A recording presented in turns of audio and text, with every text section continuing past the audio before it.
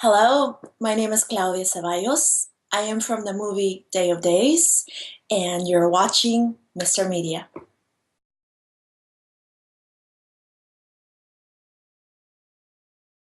I'm Bob Andelman, and this is a Mr. Media interview. You can see, hear, and read more than 1,000 of my previous celebrity interviews at MrMedia.com. That's MRmedia.com. Subscribe to the show on YouTube, iTunes, Apple News, Google Play, or Stitcher, and follow us on Facebook and Twitter. On today's show, I'll welcome Peruvian actress Claudia Zevallos. How'd I do? I'm great, Bob. Thank you for having me. How are Okay, you? good, good. And Claudia is the star of a new indie drama, Day of Days, with which she co-stars with Tom Skerritt. Stick around. Day of Days is a painful movie to watch. Now, don't get me wrong, it's a pretty fascinating two-person indie drama about an old man's last day on Earth and the substitute nursing aide who picked the wrong day to be on call. What makes the movie painful is seeing actor Tom Skerritt playing such an elderly, infirm old codger. He's too damn good at convincing the viewer that at any minute he could go. And you know Scarrett, come on. He's a beloved American character actor who has starred in MASH, Alien, Top Gun, my favorite, A River Runs Through It, Up in Smoke, and of course the television series Picket Fences. And then there is his beautiful co-star, Claudia Zevallos, a Lee Strasberg trained Peruvian actress who struggles to dissuade her one day charge of his notion that the only thing that lies ahead of him is a walk to a bright light at day's end. As Marisol, Zevallos has her own world of hurt and loss of faith to battle this day. Zevallos seems both familiar and exotic in the role, but she's a fresh face to us and a distinct talent, whose previous English language film roles include A Better Place. Claudia Zevallos, welcome to Mr. Media. Thank you so much, Bob. That was such a beautiful introduction. Thank you. It's delightful to have you here. And do you understand when I describe the film as painful to watch? I mean, it's hard. When the movie starts, we watch Tom Skerritt, and at every time the camera's on him, you feel like that's it. He's done. It's very interesting what you're saying because it's been screened actually, and a lot of people have a different takeaway from the Hmm. movie. They have regrets, they have pain, as you've described it, Mhm. they have tears of joy, and I mean uncontrollable tears of joy for about 15 minutes, and I'm not exaggerating whatsoever. Mhm. So I think everybody walks away with their own experience, and I think that's what's the beautiful thing about about Day of Days, Hmm. and and of course about watching Mr. Scare, about Tom. He's such a great actor, and I mean, yeah, he makes you feel as if you are in the edge of your seat. This is it. He is going to go now, Right, right? right, exactly. Exactly. So, yeah, I couldn't agree with you more. I mean, everybody has their own takeaway, really. It was hard to. I mean, I remember, we'd watch him. I think Picket Fences here in the U.S. was on Monday nights at 8, maybe 9 o'clock, 8 o'clock, I think. And I remember watching it week after week. And now I tune into this movie, and the first thing I see every time the camera shows Tom Skerritt, oh my God, is he breathing? And I had to ask you, were there times where you came on and you'd walk into the room and he'd be lying there, and his mouth is open and he's supposed to be asleep, but you think, Tom, no, really, are you okay? I mean, tell me that he was in much better shape than the character he played. Oh, he is, of course he was, but he is, I know he's about 81, and correct me 83, if I I'm think. 83 Yeah. now. Wow. And he's playing 91, right? Uh, exactly. So let's just say he is an 81 Tom Skerritt going on 59. He's Good. just so joyful. He is so great, and he's such a professional, Hmm. such a professional. And I think that he does not lose his joy, and he laughs at everything. He's funny. He's he's just a cool guy to hang around with. Let's just say that. Now, this is a it's a very emotional role for you. I mean, hit you're motivated by his character and responding to him, but of course your character Marisol has her own thing going on. Is it difficult to prepare not just for the role, but knowing that there's just the two of you in this entire movie? How do you get ready for something like that day in and day out? You know what I think? I think it's I think it's how first and foremost how you get along with the other actor person. I think it's all about that from the start. And getting ready for Marisol was pretty intense. Actually, Marisol, with without getting too actory, but just being really real with you, Hmm. she stayed with me, I want to say, for about 3 weeks to a month post wrapping in the picture. Hmm. I mean, it was myself in my own daily life. I would never have the guts to be a Marisol. Hmm. I wouldn't, because Marisol is just such an intense woman and has gone through so much. And she just had such big dreams of coming to America. But those dreams of coming to America were just not solely for her, were because she was also carrying and trying to live out her tia's, her aunt's dreams. Hmm. And when she gets together with Rafael, who is the father of Mateo, and she makes the crossing to Florida and she loses Mateo, she she prior to crossing, she's so with God. She is making the cross with God.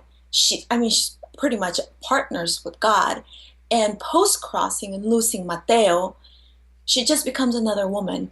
It's as if the moment she comes out of the water and this terrible storm she goes through the terrible storm and she comes out of the water.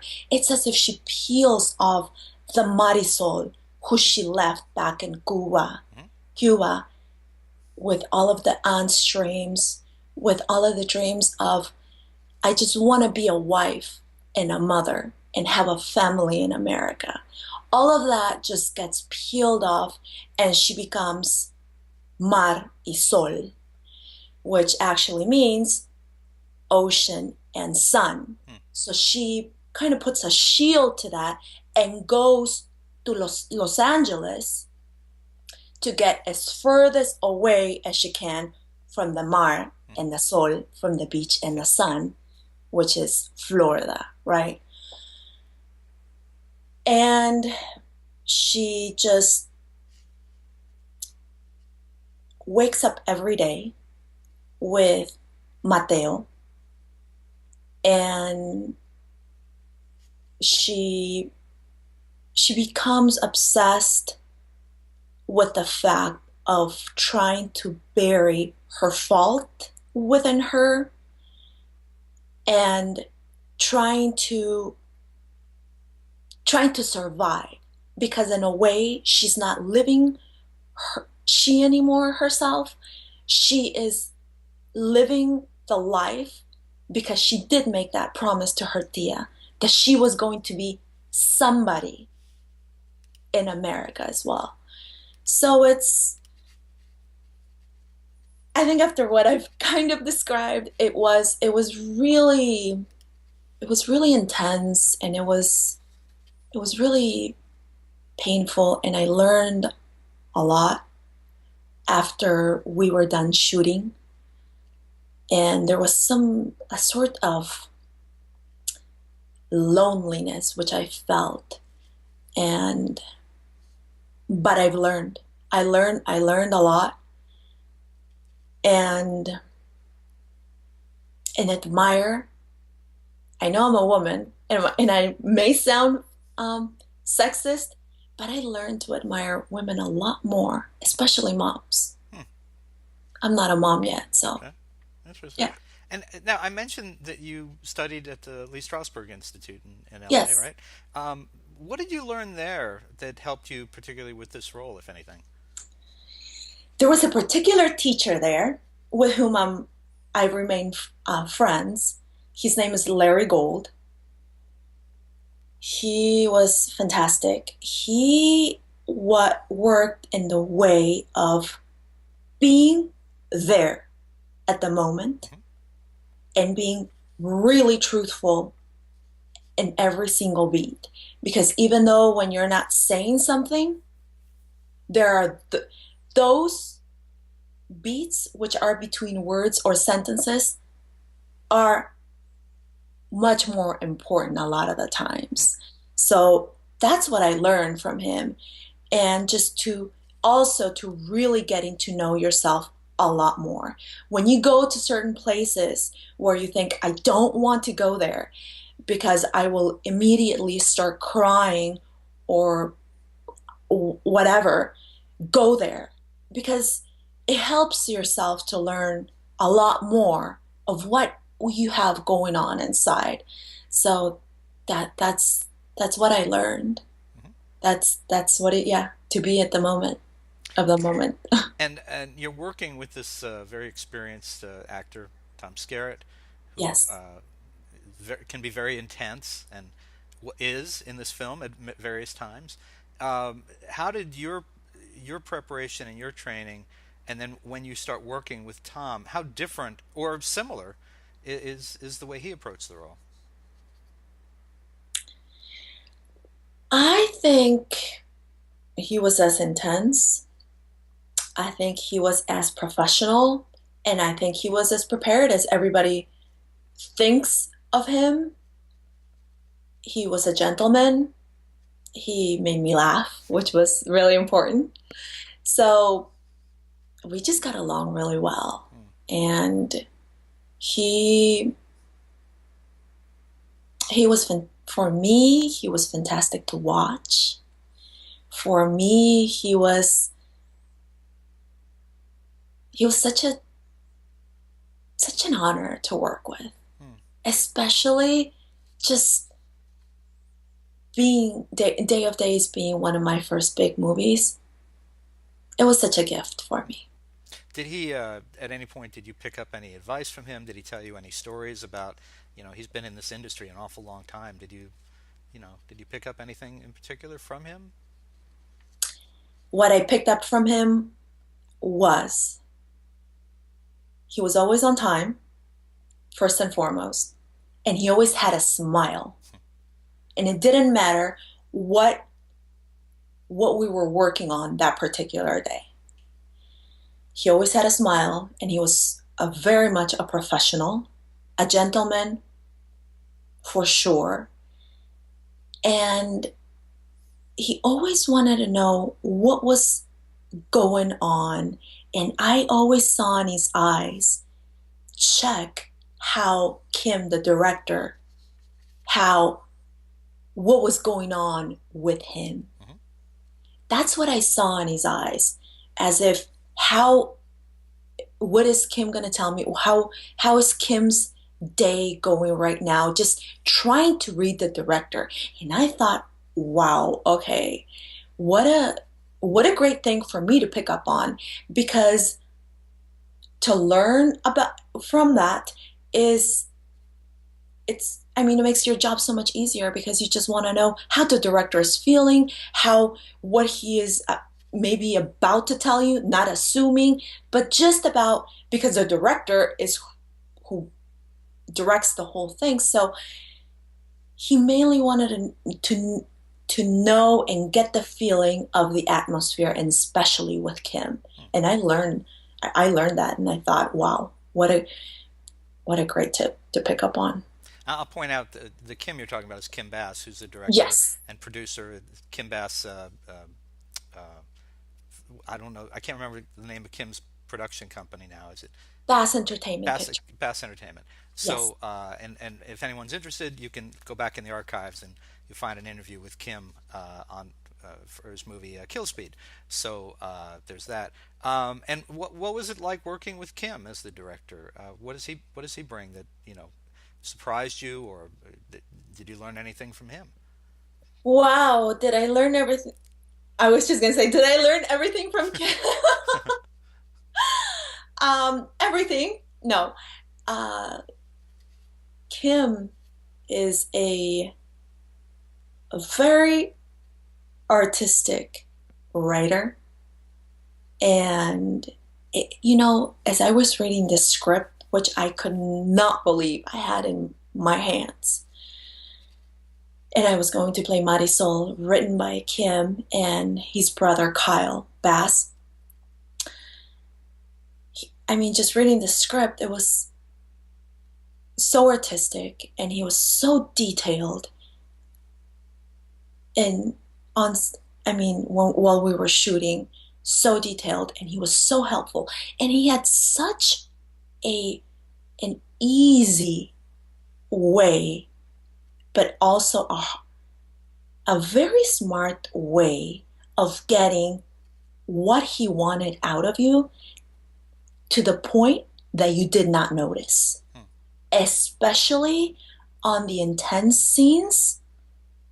You noticed after. Now I notice because you go back and you think, okay, well, I did this because of this. That's what I tend to do. And you learn from it, right?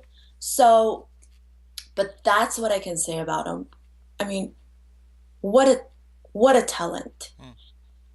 And but mostly that, what an easy way and just such a detailed way to direct. And when he and Tom were talking, I mean they had a blast. Tom loved them.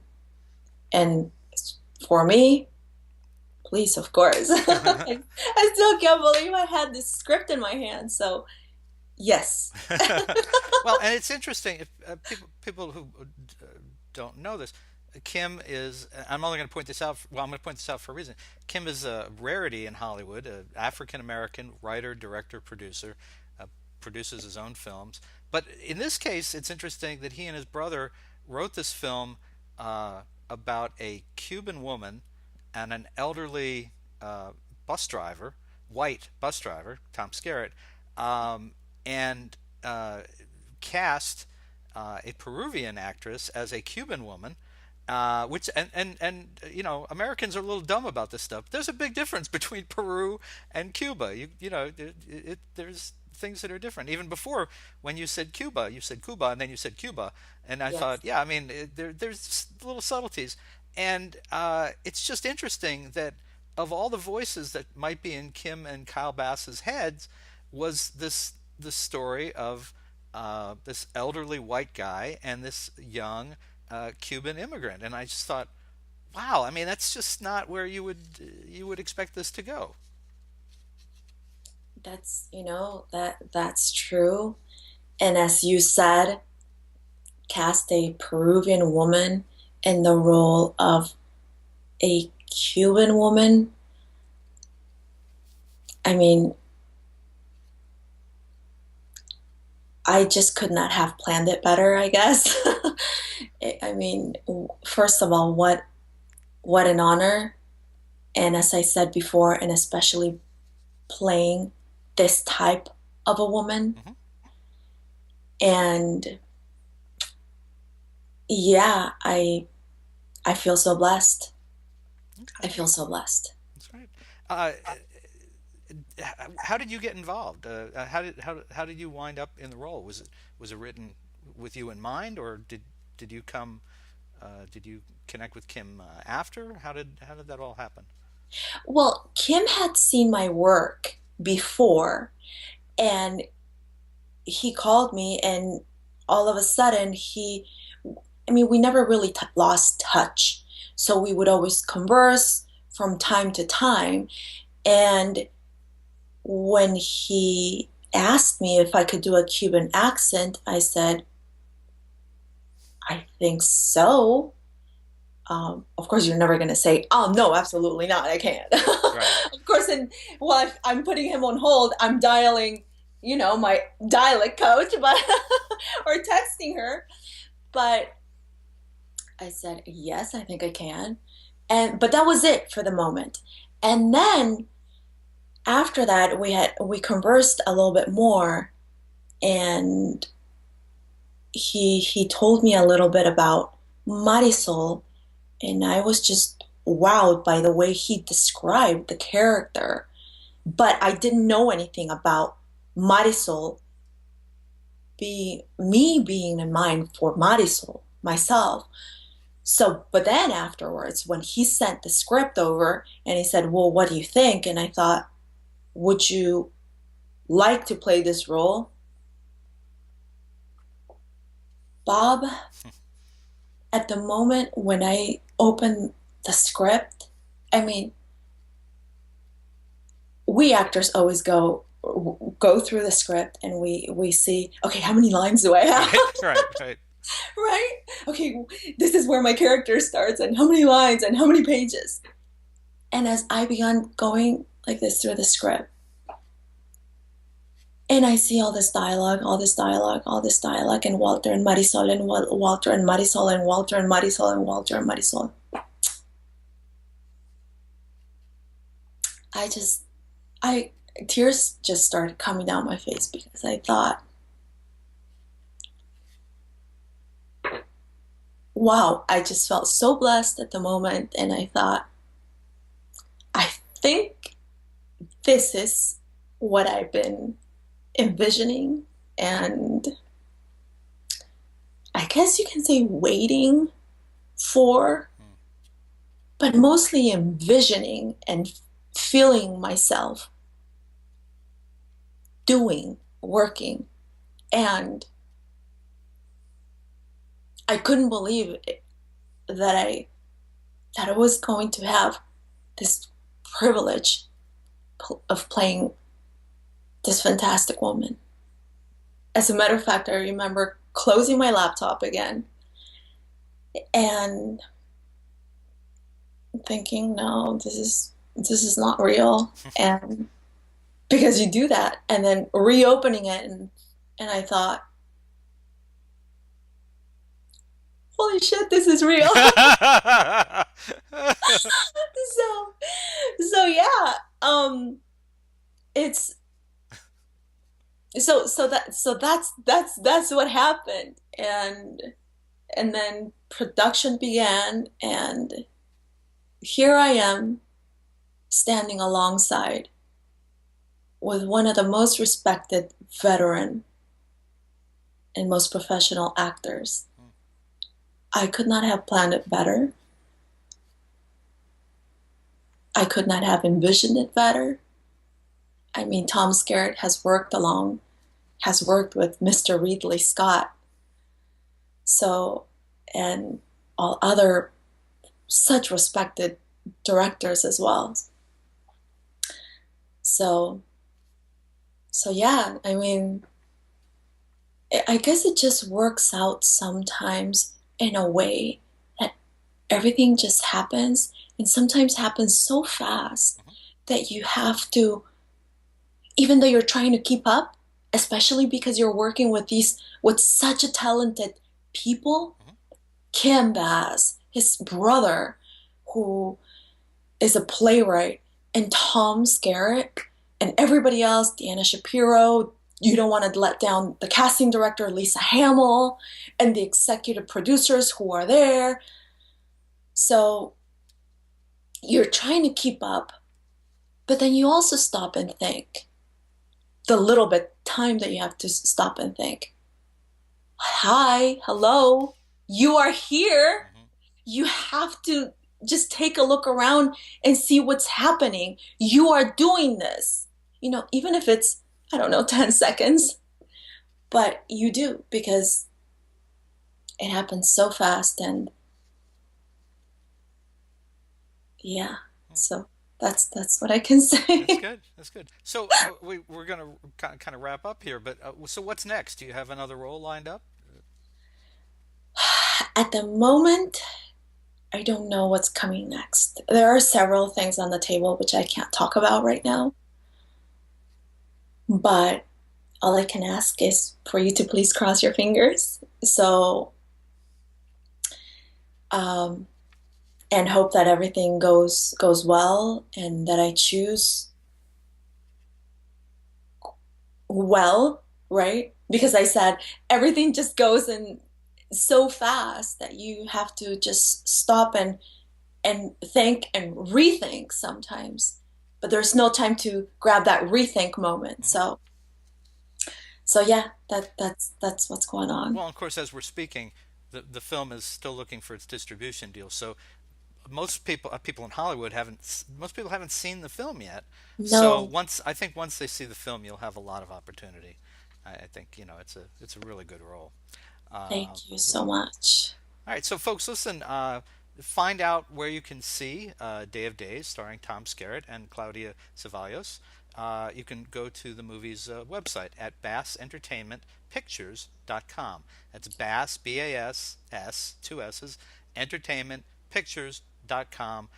You'll see a link there for Day of Days, and by the time you see this, you'll know exactly where you can see it. And what about you, Claudia? Do you have a website? Are you on Twitter, Facebook, things like that? I'm on Instagram and Facebook and Twitter, although I rarely use them, which is really bad. I know my people have been telling me, okay, you really have to get on this. Yeah. But yeah, you can find me on Twitter, Facebook, Instagram as well. I'm gonna try to push myself and get on the social media bicycle here. So yes. Oh, but by the way, Yes. Day of Days is premiering at the Women's International Film Festival in Miami, Okay. Florida, in November, November the 3rd. Very nice. Well, yeah, you definitely want to get active with that social media. Yes. Beautiful women have it easy. You just post pictures, and people go, "Wow!" So you'll propel your career a lot faster by using the social media. I have no doubt. Claudia Zevallos, thank you so much for joining us on Mr. Media today. Thank you so much, Bob. Thank you for having me.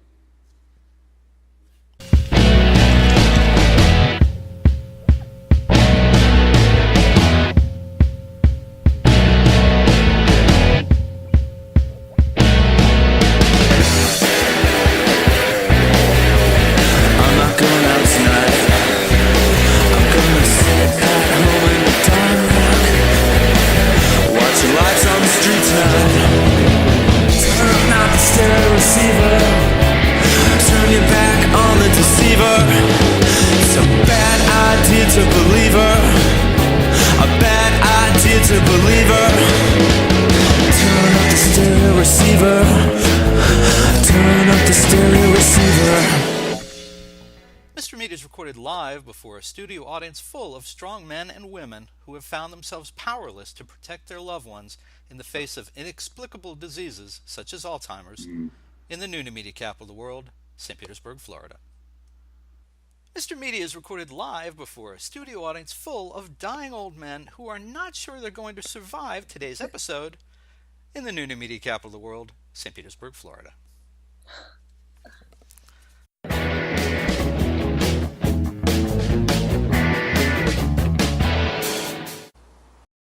And then go ahead and sit back a little.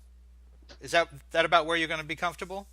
Yeah, I'm just gonna cross my legs and let's go ahead and chat away. Okay. At mrmedia.com. That's MR I mean, you What? have the trophy in Okay. America for saying my last name. Oh, then you have low standards for us. Hi, this is Rich Scheidner. If you've ever wondered what it was like to be a stand-up comedian in the 1980s, I'm going to do you a big favor. Instead of billions of dollars for a time machine, you can just spend $24.95 and buy my new book, Kicking Through the Ashes: My Life as a Stand-Up in the 1980s Comedy Boom. It will save you money and give you thrills. It will take you there. Go to my website, richscheidner.com, go to amazon.com, and buy this book.